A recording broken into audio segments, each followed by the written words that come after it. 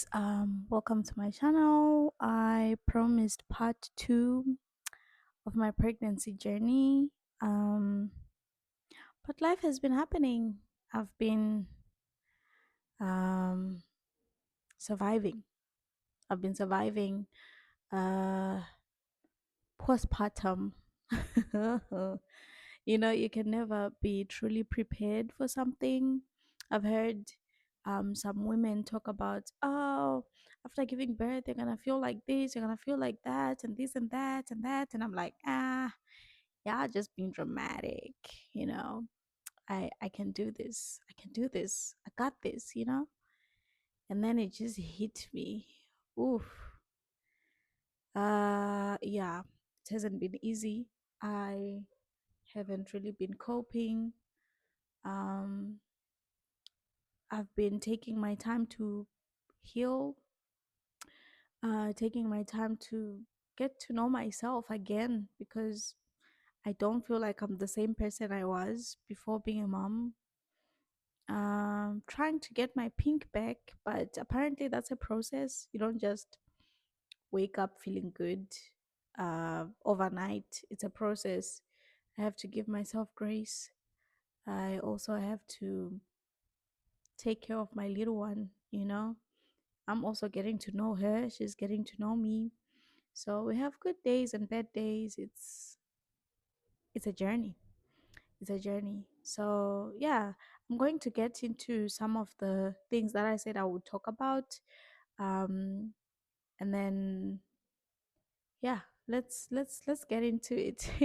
I feel like I've got a mom brain right now. Like sometimes I just find myself zoning out in the middle of the conversation, and it's really frustrating, but bear with me. I'm not okay. I am trying to be okay, but I also have to talk to you guys because I don't know. Maybe you are a new mom or an expecting mom, and you want to have a rough idea of what postpartum is like. But then again, people are different and people's experiences can differ. But I feel like this is really relatable. Like somebody could learn something from this, take a few notes, and have an idea of what to look forward to in the future. Hopefully, you don't end up like me. But if you do, at least you know you're not alone. So, yeah, let us get into it. Okay, I've had to go back to my screenshots because I have a mom brain now and I tend to forget things quite easily. So I have to remind myself of the things that I said I would share with you that I did not share in the first part. The first part would be the pregnancy related conditions that I acquired along the way. So I have carpal tunnel, tendonitis, but the way the diagnosis that I got from the doctor actually was de Quervain's tenosynovitis. Yeah, that's what I got. So basically, my thumbs on both hands, my thumbs and wrists are really, really, really extremely painful. I can't cook things like sadza, pap. I can't lift my baby up for too long. Sometimes not even at all. Like she will be crying, and my wrists are so painful that I can't even do anything. So I just start maybe like rubbing her or singing to her or rocking her back and forth, when she's on the ground, like just without lifting her. And that really frustrates me sometimes, especially because my husband will be at work sometimes and I'm home alone. And it's like, wow, this is insane. Yeah. So that's one of the things that I got. And I experienced a lot of pain in my back. I still am actually. So I'm trying to research on what that is. And so far, I've attributed the pain to the epidural that I got, but we're going to get into that later. More on that later. But yes, my back hurts like crazy. My sleep pattern has changed as well. I used to sleep through the night, like just sleep through the night, and I would sleep at like by 10 o'clock. I would be gone, knocked out. Now I sleep at midnight, and I'm up at 4. And sometimes it's not even because she is awake. I guess my body has kind of just told itself that's your wake up time, your normal sleep and wake up time. So yeah, that's been quite something. Um I developed a habit when I was pregnant, of biting the inside of my mouth. I'm trying to stop it now, but it's so hard. And another thing, I used to be a very, very hairy girl. Like, I mean, I had very hairy legs, hairy arms, like I had lots of hair on my legs and arms. But during pregnancy, I lost quite a lot of hair. Um, so I thought I was gonna go bald. I was gonna have to cut my hair, but luckily my hairline is coming back. Looks like it's decent. It's decent. It's not too bad. But the hair on my arms and on my legs somehow stopped growing. I mean, I'm 2 months postpartum now, and I have hair that grows really fast, but I don't have any hair on my wrists. Oh, what am I saying? On my arms. Now that I don't have the hair on my legs and arms, it kind of feels weird. But I mean, no one really noticed anyway. These are things that I liked about myself, which have changed now. My eyes have gotten worse. I was diagnosed with astigmatism, and so my vision was blurry before, like blurry, but it wasn't that bad. So now I feel like I need to have my lenses changed, to upgrade my lenses, because yeah, even when I'm putting on my prescription glasses, I still cannot see properly. Everything is a blur. Everything is blurry. So yeah, my eyesight deteriorated during pregnancy. I have really bad teeth now. Bleeding gums, painful when chewing, the whole shebang. Everything will work out, I hope. Used to struggle to sleep when I was pregnant because she was very active at night. So she used to kick a lot, and I had heartburn, and I would get up like 8 to 10 times to wee at night. So it was a lot, and um I had believed what people said. Oh, wait until she's out. You're never gonna sleep. Enjoy your sleep now while you're pregnant. Because once she's here, she's going to keep you awake all night and whatnot and whatnots. Like a whole lot of things that people said. But what I've come to understand is that people project. Our experiences are different, and it's okay to say to an expecting mom rather, it's okay to say, hey, you're doing amazing, and you're going to do amazing when the baby is here. There's no need to be all salty and invalidating people's experiences because you had it worse or whatever. It's really okay to not share your opinion on everything. It's okay to just let people experience motherhood in their own unique way without your input. It's not necessary all the time. It's not necessary to advise someone unless they ask for that advice. I think the thing that I've really been struggling to talk about a lot is the unexpected changes to my birth plan. Oh, I had made all sorts of plans. I had planned everything, okay? It's really hot. It's actually really hot. So I have to stay hydrated, and I'm breastfeeding as well. So yeah, I have to stay hydrated.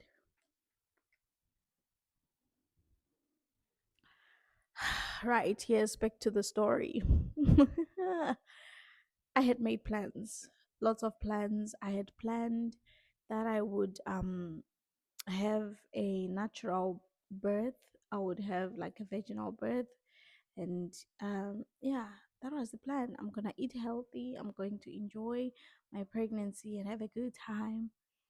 But then everything kind of went south. So um I did my glucose tolerance test, and then yeah, my sugar levels were really high. The next few weeks I tried to just, eat healthy. It was in winter though, so it was a bit difficult to be eating healthy while pregnant, because it's like I was just drinking lots of tea, having a lot of cookies, muffins, baked things, donuts, that type of stuff. I monitored my sugar for the next few weeks. And then after that, I went for my 32 weeks check in. And then that's when they discovered that baby was breech. Yeah, so I was given the option to either have a C-section or have a vaginal birth, like, with the baby in that position, or to have the baby turned. So I was like, sure, let's turn the baby, you know? And so, yeah, we did the turning baby procedure. I've forgotten the term for it, but yes, we turned the baby and it was a success. And I was like, yes, now I'm going to give birth to my baby normally. But after a couple of weeks, after I did my, was it my 34-week check in? I don't quite remember, but yeah, it should be somewhere around there. um yeah, my sugar was like really high now. It was like super high. So I was put on a diet by a dietitian. So I started eating all the stuff without flavor. I was eating brown rice and oats and all the other stuff that I don't really like. So I was just, yeah, I wasn't feeling it, to be honest. So because my sugar levels were that high, I was then called in, and they were like, we think that it's not safe for you to continue, being pregnant right now, because it's not safe for the baby. It's not safe for you. So we'll need to induce you. And I was like, sure, let's induce, Uh, at 36 weeks, I mean, the baby is basically full term. So I was like, yeah, let's do it. Then I went to the hospital, carried all my bags. It was in the morning when I went. I think that was around 11 in the morning. And then I got the rods inserted into my cervix. And I thought, this is going to go really well. But it didn't. So after a couple of hours, I think it was every 6 hours that they were coming to check. Was it 3 or 6 hours? They would come and check, and it was 4 centimeters, 4 centimeters, 4 centimeters, 4 centimeters. And then over 24 hours passed, and I'm like, okay, this is taking forever. What is going on? I'd asked for an epidural because I wanted to, push. I was like, no, I'm not going to have a C-section. Like, we're gonna have this baby normally. We're going to have the normal birth. And I say normal birth because that's how it should happen naturally. But having a C-section is also normal. I mean, if it saves you and your baby's lives, that's what you gotta get done, you know what I mean? Yeah, so eventually the doctors come in and they're like, well, you've been in labor for almost 30 hours now and it's not happening, still at 4 centimeters, but it's your choice at the end of the day. And I had to really sit down with my husband. I'm a very stubborn person. When I want something, I want it. Like, I want it. And I wanted to have a natural birth. Oh, I actually get really emotional when I think about it, because you hear people on the internet say, oh, you're not a real mom because you didn't really give birth. Um, you took the easy way out. Uh,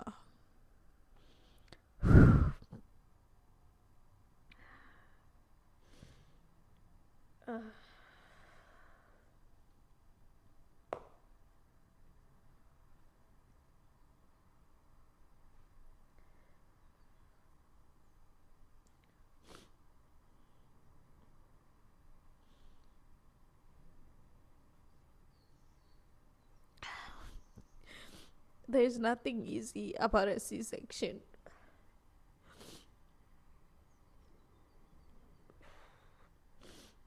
If there was something I could have done to avoid having a C-section, I would have done it. I did my best. I tried my best, you know, but it wasn't happening. It wasn't happening. And I want to say this to all the moms out there. You are a great mom. It doesn't matter how your baby came. People don't know the circumstances under which you had to give birth. So you don't have to feel bad about it. As long as you and baby are healthy, that's really all that matters. People need to stop mom shaming. It's not easy.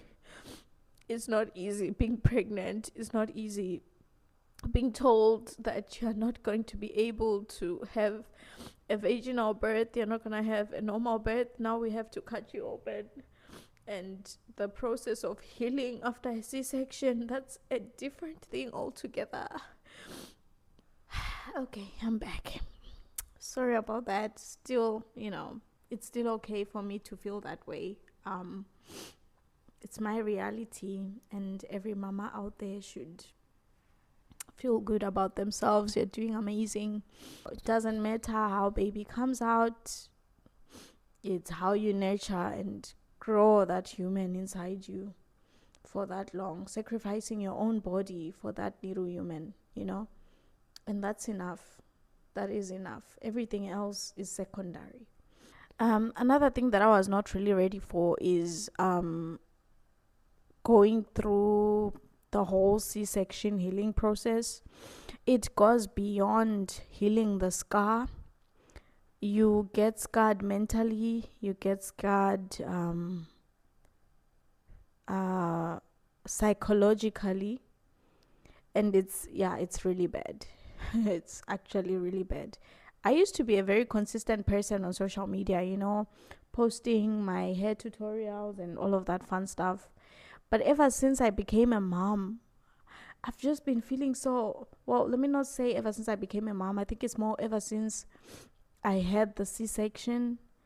I don't know, like something shifted in me. I just feel so like I just want to be by myself. I just want to be left alone. I just want to be in my own little corner. I look at myself and I look at my old pictures and I look at my pictures now. I look at my body now.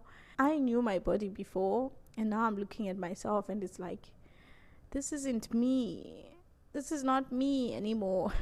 And it's only recently that I've started to embrace the new me, actually give myself grace and say, you know what? You're not meant to remain the same. You are supposed to change. That's what people do. They change. They have to. So, yeah, that's what I've been dealing with lately. And, yeah, it's been really, really difficult. There's no community here where you can just say, hey, I just want to go grab a coffee by myself. I want some me time. Can I leave you with my baby? Everybody's just like so busy. Everyone is busy. So I'm currently in London, so I'm going to try and see if I can get some content. Lately I haven't really been feeling confident in my own skin. I haven't been taking pictures or videos or anything of that sort, but anyway. Yeah, so thank you guys for watching. And if you're a new mom and expecting mom, please don't listen to everything people tell you. Just do what you feel is right. You are the one that's been carrying that baby. You are the one that's going to raise that baby. That baby will be with you 24/7. So no one knows or understands the baby more than you. So you don't need to listen to everybody's opinion. Do what you feel is right for you and your baby, and you don't have to prove anything to anyone. You're doing amazing. So yeah, I'll check in with you guys. Check in with you guys soon. Don't forget to follow me on Instagram and on TikTok. I'm so sorry. I just feel so drained. Yeah. Yeah. And I love you guys. Thank you to the internet aunties that were with me from the day I told them that I was pregnant to now. I love you guys. Yeah, that's about it. I will check in with you guys when I'm feeling a bit better. Yeah. Please be on the lookout on my Instagram. I'll be trying to post. I'm not like 100% back, but I want to try to start posting again. So I will see you guys soon. Bye.